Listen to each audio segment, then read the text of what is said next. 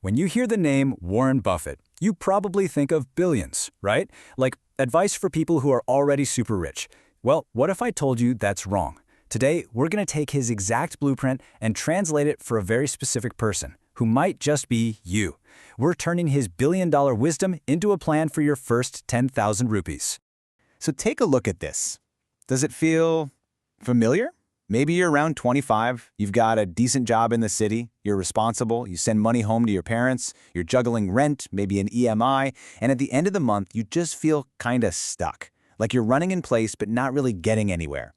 If that's you, then you're in the right place, because this is for you. See, the problem isn't your ambition, and it's not that you're not working hard enough. It's the reality of your constraints. But here's the amazing part. Warren Buffett's core ideas weren't actually designed for the rich. They are perfectly designed to work around the very challenges you're facing right now. Now let's break this down, because this is so important. You think your weakness is limited money, right? Only a few thousand rupees left over? Buffett's reframe? That's not a weakness, that's a seed. Small amounts invested consistently are literally how fortunes are built. Feel like your career is stuck? He'd tell you to stop worrying about stocks and start investing in your skills, because that's your real golden goose. Too busy with your 60-hour work week to do research? Perfect. Simple index funds beat the so-called pros most of the time anyway. It's a complete mindset shift. So this is the core idea we need to hammer home. Your biggest, most powerful, most incredible asset is not the cash in your bank account. It's not. It's the calendar. It's the decades you have in front of you. It's your time. I mean, just let that number sink in. 99% after he was 50. Think about that. At 25, you're not supposed to be wealthy. You are in what he calls the snowball building phase. Every single rupee you save and invest today is like packing another little layer of snow onto that small ball. It feels slow, it feels insignificant at first, but what you're really doing is building the base of an avalanche. Okay, so Buffett has tons of advice, but you don't need to read a dozen books to start. For someone in your shoes, it really just boils down to 3 simple golden rules. Let's get into them. Okay, rule number 1. This is it. This is the one habit that truly separates people who build wealth from those who don't. Pay yourself first. It doesn't mean save what's left after you spend. Nope. It means the moment your salary hits your account, a portion of it automatically goes to your investments.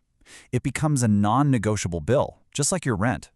Every time you pay that crazy credit card interest, you're paying someone else first. It's time to make sure you're at the front of the line. And speaking of paying others, let's talk about debt. That 36% interest on a credit card, that's not just a bill. That is a financial emergency. It's a fire. You have to put it out first.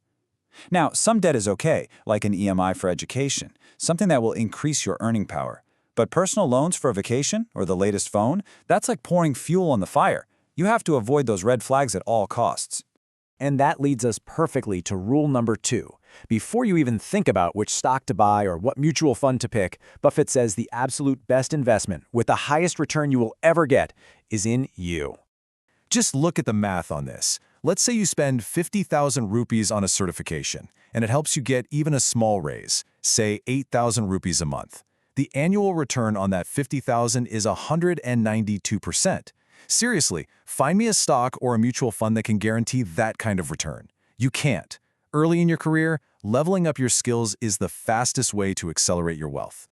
All right, and then there's the final rule, rule number 3, and this is where the real mind-bending magic kicks in.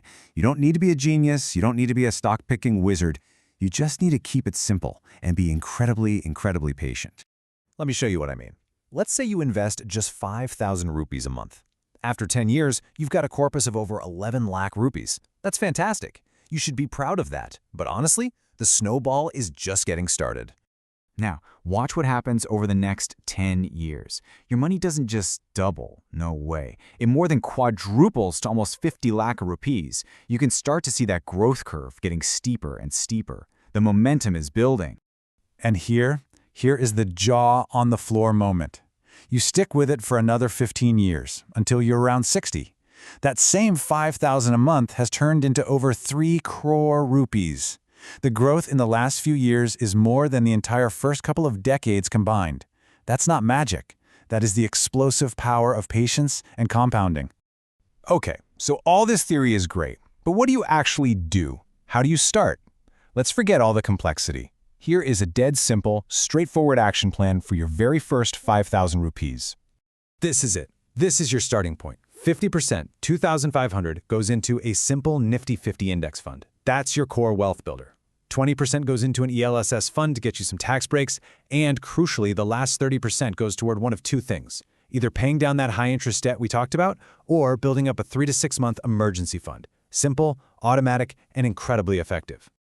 All right, now for a powerful mind trick from Buffett's longtime partner, the brilliant Charlie Munger.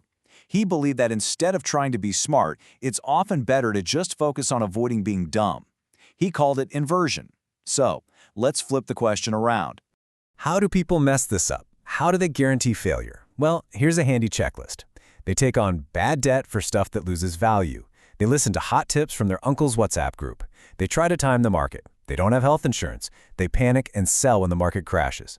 Think of this list as a field of landmines. Your job isn't to be a hero. It's just to walk around them. Because this is the big secret.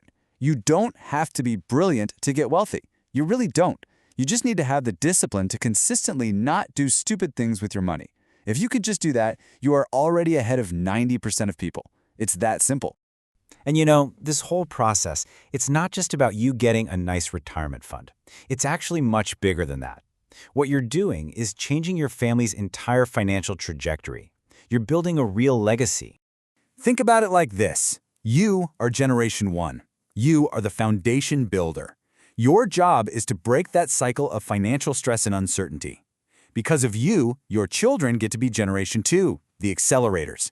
They don't just inherit some money, they inherit financial knowledge. They start their journey years ahead of where you did. And then your grandchildren, they become Generation 3, the compounders. They get to benefit from a family history of smart, rational, long-term thinking. And that is the ultimate goal. The greatest inheritance you can possibly give someone isn't a piece of property or some gold. It's the knowledge, it's the discipline, it's the habit of investing. That is a gift that lasts forever. So you're 25. You have a 35-year runway in front of you. That snowball is sitting right at the top of a very long hill, but it won't start rolling by itself. It needs that first small push from you. So the only question left is, what's your first step going to be?